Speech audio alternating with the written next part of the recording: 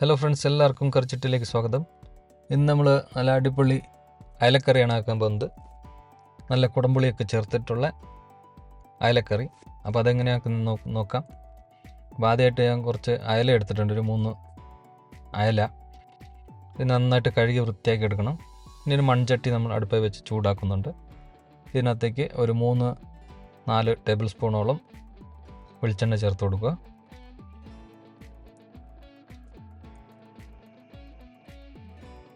എണ്ണ ചൂടായതിന് ശേഷം നമുക്കിതിലേക്ക് 1 സ്പൂണോളം കടുക് ചേർത്ത് കൊടുക്കാം.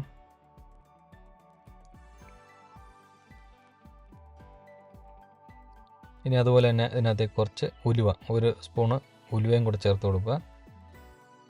ഇനി വെളുത്തുള്ളി കുറച്ച് അധികം എടുക്കാം.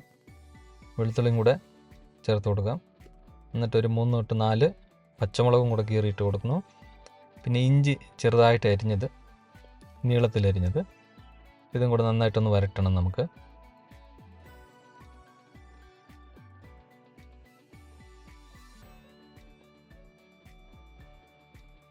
ഇനി ഇതിൽ നന്നായിട്ട് കൊച്ചുള്ളി ചെറുതായിട്ട് അരിഞ്ഞത്, അതും കൂടെ ചേർത്ത് നമുക്ക് നന്നായിട്ട് വരട്ടണം ഉള്ളി.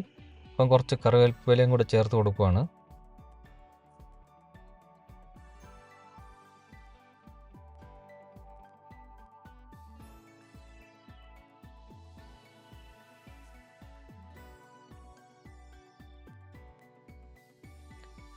ആവശ്യത്തിന് ഉപ്പും കൂടെ ചേർത്ത് കൊടുത്തിട്ട് നമുക്ക് നന്നായിട്ട് ഉള്ളി വരട്ടിയെടുക്കാം.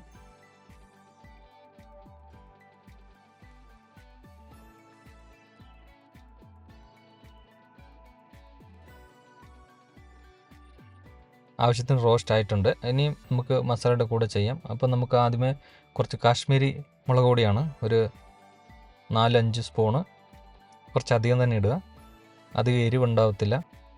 അതിനോടൊപ്പം 1 സ്പൂണ് മഞ്ഞൾപ്പൊടിയും കൂടെ ചേർത്ത് കൊടുക്കുകയാണ്. ഇതും കൂടെ നന്നായിട്ട് ചേർത്തിട്ട് റോസ്റ്റ് ചെയ്തെടുക്കാം.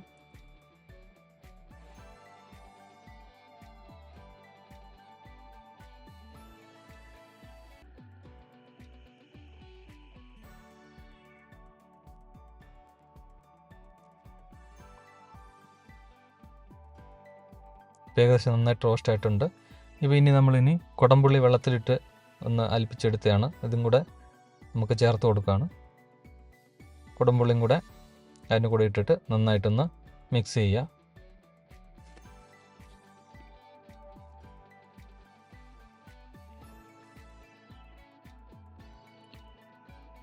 മസാലയിൽ നന്നായിട്ട് പുളിയൊക്കെ പിടിക്കാൻ വേണ്ടിയിട്ട് ഇതുപോലെ ചെയ്ത് നന്നായിട്ടൊന്നൊരു 1-1.5 മിനിറ്റ് ഇതുപോലെ ചെയ്തെടുത്തു കഴിഞ്ഞാൽ എല്ലാം മസാല സെറ്റാവും. ഇനി നമ്മൾ ഇതിനകത്തേക്ക് ആവശ്യത്തിന് വെള്ളം കൂടെ ചേർത്ത് കൊടുക്കും. നമുക്ക് കറി എത്ര വേണം അതിനനുസരിച്ച് വെള്ളം ചേർത്ത് കൊടുക്കുക. ഇതിനെ നമുക്ക് അടച്ചു വെച്ച് ഒരു 5 മിനിറ്റ് ഹൈ ഫ്ലെയിമിൽ തിളപ്പിക്കാം.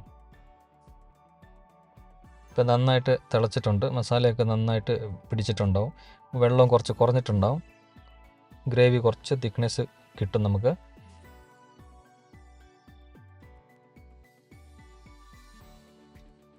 ഇനി നമുക്ക് ഇതിനകത്തേക്ക് നമ്മൾ കഴുകി വൃത്തിയാക്കി കഷ്ണങ്ങളാക്കിയ മീൻ കഷ്ണം ഇതിനകത്ത് ഇട്ട് കൊടുക്കാം. ഇതിനകത്ത് ഇട്ടിട്ട് നമുക്ക് എല്ലാം ഒന്ന് മസാലയിൽ മുങ്ങുന്ന രീതിയിൽ ഒന്ന് ചെയ്ത് കൊടുത്താൽ മതി. പിന്നീട് ഇളക്കരുത്, പൊടിഞ്ഞു പോവും. ആദ്യമേ നമ്മൾ ഇടുന്ന സമയത്ത് മാത്രം ഒന്ന് ഇതുപോലെ ഇളക്കി കൊടുക്കുക, മസാല ഒന്ന് എല്ലായിടത്തും പിടിക്കുന്ന പോലെ, ഇത് മുക്കി വെക്കുന്ന പോലെ. ഇനി നമുക്ക് ഇതിനെ ഒരു 10 മിനിറ്റ് ലോ ഫ്ലെയിമിൽ സിമ്മിൽ വെച്ചിട്ട് ഒരു 10 മിനിറ്റ് അടച്ചു വെച്ച് തിളപ്പിക്കാം. ഇപ്പം നോക്കി കറി നല്ല സെറ്റായിട്ടുണ്ടാവും. ഇനി ഇതിനകത്തേക്ക് ഒരു 2 ഇതിൽ നമ്മൾ ഒരു കറിവേപ്പിലയും കൂടെ ചേർത്ത് കൊടുക്കുകയാണ്. ഇതും കൂടെ ഇട്ടിട്ട് നമുക്ക് അടച്ചു വെച്ചിട്ട് ഒരു 10 മിനിറ്റ് സിമ്മിൽ തിളപ്പിക്കുക. അപ്പോൾ നമ്മുടെ ഗ്രേവിയൊക്കെ നല്ല അടിപൊളിയായിട്ട് തിക്നെസ് ആയിട്ടുണ്ടാവും, നന്നായിട്ട് മസാലയൊക്കെ പിടിച്ചിട്ടുണ്ടാവും മീൻ കഷ്ണത്തിൽ. അടിപൊളിയായിട്ടുണ്ട് കറി, നല്ല രസമുണ്ടാവും, നല്ല രുചിയായിരിക്കും, നല്ല കുടംപുളി ഇട്ടത്. അപ്പോൾ നിങ്ങളിത് ചെയ്ത് നോക്കുക, വളരെ എളുപ്പത്തിൽ ചെയ്യാൻ പറ്റുന്നതാണ്, അധികം മസാലയൊന്നുമില്ല, വറുത്തരയ്ക്കാത്ത ഒരു കറിയാണ്. അപ്പോൾ നിങ്ങളിത് ചെയ്ത് നോക്കുക. ഇഷ്ടപ്പെട്ടാൽ ലൈക്ക് ചെയ്യുക, ഈ വീഡിയോ ഇഷ്ടപ്പെട്ടാൽ ലൈക്ക് ചെയ്യുക, ഷെയർ ചെയ്യുക, കമൻറ്റ് ചെയ്യുക. അതുപോലെ തന്നെ അടുത്ത വീഡിയോയിൽ കാണുന്നവരെ എല്ലാവർക്കും ബൈ ബൈ.